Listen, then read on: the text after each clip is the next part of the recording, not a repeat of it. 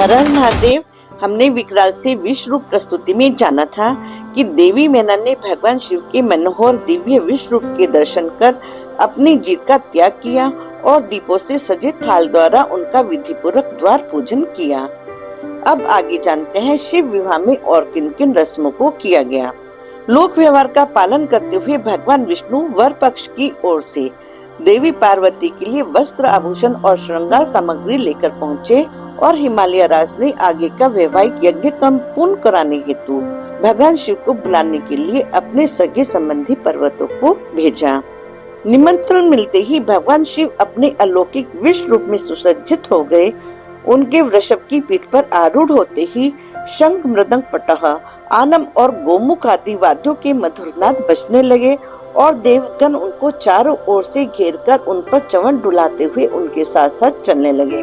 यज्ञ मंडप पहुंचने पर देवी पार्वती के भाई मैनाक पर्वत ने परमेश्वर को वृषभ की पीठ से उतारने की रस्म निभाई और फिर हिमालय राज सभी को आदर के साथ भक्ति भाव से यज्ञ मंडप के अंदर ले गए। भगवान शिव को ले जाकर देवी पार्वती के पास यज्ञ वेदी पर बैठाया गया, जहाँ नीलवर्णा देवी पार्वती दिव्य रत्नाभूषणों से सुसज्जित होकर पहले से बैठी थी।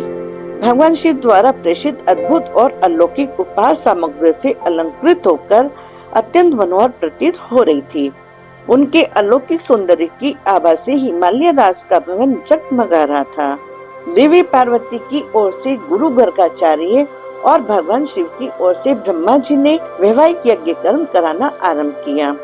देवी मैना स्वर्ण मुद्राओं से भरा स्वर्ण कलश लेकर हिमालय राज के साथ बैठ गई।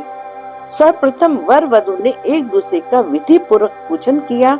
उनको किसी का नजर दोष न लगे, यह भाव लेकर देवी लक्ष्मी ने दोनों की मंगलमयी आरती उतारी। तदंतर हिमालय राज ने अपने जमाता भगवान शिव का पूजन किया, किंतु शिव लीला से मोहित होकर परमेश्वर से उनका कुल और गोत्र पूछ बैठे, जिसको सुनकर लीला विहारी शिव मौन हो गए। भगवान सुमुख होकर भी विमुख हो गए, अशोचनीय होने पर भी शोचनीय हो गए। उनके मुख से एक भी शब्द नहीं निकला। तब देव ऋषि नारद हिमालय राज से बोले, शिवा को जन्म देने वाले हिमालय राज, लीला पूर्वक रूप धारण करने वाले सगुण महेश्वर का कुल और गोत्र नाद ही है। शिव नाद में है और नाद शिव में है। नाद और शिव दोनों में कोई अंतर नहीं। प्रसन्नचित हिमालय राज ने ब्रह्मा विष्णु आदि से प्रेरित होकर अपनी पुत्री पार्वती का कन्यादान भगवान शिव को कर दिया। इमाम कन्या तुभ्यम अहम ददामि परमेश्वर। और सर्वेश्वर भगवान शिव ने भी वेद मंत्रों के उच्चारण के साथ प्रसन्नता पूर्वक गिरिजा के हाथों को अपने हाथों में लेकर लोकाचार के पालन की आवश्यकता को दिखाते हुए पृथ्वी का स्पर्श करके काम संबंधी मंत्र का पाठ किया तो चारों ओर हर्ष और आनंद का वातावरण व्याप्त हो गया। गंधर्व गाने लगे, अप्सराएं नृत्य करने लगी। पृथ्वी, अंतरिक्ष और स्वर्ग लोक में जय जयकार का स्वर गूंज उठा, क्योंकि यह पूर्व निश्चित था कि परमेश्वर का दिव्य पुत्र ही तारकासुर का संहार कर समस्त लोगों के दुखों का अंत करेगा। देवी पार्वती का कन्यादान करके हिमालय राज ने भगवान शिव को अनेक प्रकार के द्रव्य और वस्तु का दान किया तथा उनके संबंधियों ने भी भगवान शिव को अनेक प्रकार के उत्तम द्रव्य उपहार में दिए। और भाई मैनाक ने देवी पार्वती के सुखी दाम्पत्य की कामना करते हुए उनके हाथों में लावा यानी धान की अंजलि भरी, जिसके साथ अग्नि की परिक्रमा का सप्तपदी अर्थात 7 फेरों का पवित्र संस्कार पूर्ण हुआ। तत्पश्चात ध्रुव दर्शन, हृदय लंबन और मुक्तामनों के स्वस्ति वाचन के साथ भगवान शिव ने देवी पार्वती के सिर में सिंदूर दान किया और संस्तव प्राशन के पश्चात ब्रह्मा जी को पुण्यपात का दान तथा अन्य आचार्यों को मंगलदायक बहुत बड़े बड़े दान दिए। तत्पश्चात ब्रह्मा, विष्णु, इंद्र आदि देवगण अपने अपने डेरों में चले गए, लेकिन भगवान शिव और देवी पार्वती को हिमालय नगर की स्त्रियां आनंद मगन होकर कोहबर में ले गई। शिव शिवा की उस लीला का आनंद उठाने के लिए 16 दिव्य नारियां, देव कन्याएं, नाग कन्याएं और मुनि कन्याएं भी वहां उपस्थित हो गई तथा भगवान शिव से विनोदपूर्ण बातें करते हुए उनके गठबंधन की गांठ खोलने आदि का कार्य संपन्न कराकर नव दंपति से एक दूसरे का मुंह मीठा करवाया। तदंतर भगवान शिव हिमालय राज के द्वारा बनवाए गए कृत्रिम शिवलोक में रत्न जड़ित पलंग पर प्रसन्नता से लीला पूर्वक सो गए, जो देवी मैना ने उनके लिए बहुत प्यार से बनवाया था। प्रातः काल होते ही श्री हरि विष्णु ने कैलाश प्रस्थान की तैयारी के लिए धर्मदेव को परमेश्वर के समीप संदेश लेकर भेजा। प्रभु जैसे ही जनवासे में पहुँचे, हिमालय नगर की स्त्रियां उनको देखते ही आनंदित होकर मंगलाचार करने लगी। चारों ओर जय शब्द, नमः शब्द और मंगलदायक वेद ध्वनि होने लगे। हिमालय राज ने भगवान शिव, विष्णु, ब्रह्मा तथा अन्य सभी देवता मुनियों के चरणों को बड़े आदर के साथ धोकर सुंदर आसन पर बिठाया और अपने भाई बंधुओं को साथ लेकर उनके सहयोग से सभी अतिथियों को नाना प्रकार के सरस पदार्थों द्वारा तृप्त किया।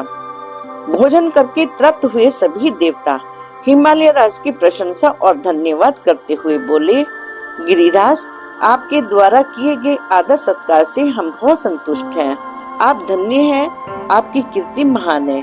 तीनों लोकों में आपके समान पुण्यात्मा कोई नहीं। जिनके द्वार पर सबको गति देने वाले परम ब्रह्म परमेश्वर अपने सेवकों के साथ कृपा करने पधारे हैं। अब कृपा कर हमें कैलाश गमन की आज्ञा प्रदान करें। जिसको सुनकर गिरिराज हिमालय हाथ जोड़कर विनम्रता पूर्वक बोले, हे देवगण, आप मुझ पर कृपा कर कुछ दिन और यहीं ठहरिए। हिमालय राज के स्नेहपूर्ण निमंत्रण को देवताओं सहित भगवान शिव ठुकरा नहीं सके और उनका मान बढ़ाते हुए कुछ दिन और वही निवास किया। 4-5 दिन पश्चात सप्त ऋषियों के समझाने पर हिमालय राज बारात को विदा करने के लिए सहमत हुए। देवी मैना के कहने पर एक ब्राह्मण पत्नी ने देवी पार्वती को गृहस्थ धर्म की शिक्षा दी। सा धन्या जननी लोके से धन्यो जन को पिता, धन्य से च पति यस्य गृहे देवी पतिव्रता। वह माता धन्य है, वह पिता धन्य है और वह पति भी धन्य है जिसके घर में पतिव्रता स्त्री होती है। पतिव्रता स्त्री के कारण उसके माता पिता और पति के 3-3 कुलों का यश बढ़ता है। शिव देवताओं सहित कैलाश गमन के लिए उद्यत हुए तो देवी मैना करुण स्वर में विलाप करते हुए करुणा निधान भगवान शिव से विनीत भाव से बोली, हे कृपा निधि, कृपा कर मेरी पुत्री पार्वती का सदैव स्नेह पूर्वक लालन पालन कीजिए। आप तो आशुतोष हैं, अतः उसके सहस्त्रों अपराधों को भी क्षमा करते रहिएगा। ऐसी विनती करते हुए अपनी प्रिय पुत्री को भगवान शिव को सौंप दिया और विरह वेदना से व्याकुल होकर रोते रोते वही मूर्छित हो गई। महादेव ने करुणापूर्ण होकर देवी मैना को समझाया और उन्हें सचेत किया। देवी मैना ने धैर्य धारण किया, लेकिन दूसरे ही पल फिर से अपनी पुत्री को गले से लगाकर उस स्वर में रोने लगी तो देवी पार्वती भी करुणा भरी बातें करते हुए जोर जोर से रोने लगी, जिसको देखकर देव पत्नियां भी रोने लगी। मोहवश हिमालय राज भी अपनी पुत्री को गले से लगाकर रोने लगे तो योगेश्वर भगवान शिव भी रोने लगे। फिर दूसरा कौन चुप रह सकता था।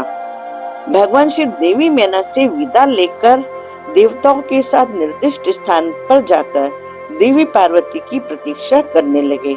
हिमालय राज ने देवी पार्वती को विदा करने के लिए एक सुंदर पालकी मंगवाई, अनेक प्रकार के द्रव्य और ऐसी ऐसी वस्तुएं दी जो महारानी के योग्य थी और दूसरों के लिए दुर्लभ। देवी पार्वती ने समस्त गुरुजनों, माता पिता और उपस्थित सभी जनों को प्रणाम कर अपनी यात्रा का आरंभ किया। हिमालय राज अपने पुत्रों सहित स्नेहवश उनके साथ साथ उस स्थान तक गए जहां भगवान शिव देवताओं सहित उनकी प्रतीक्षा कर रहे थे।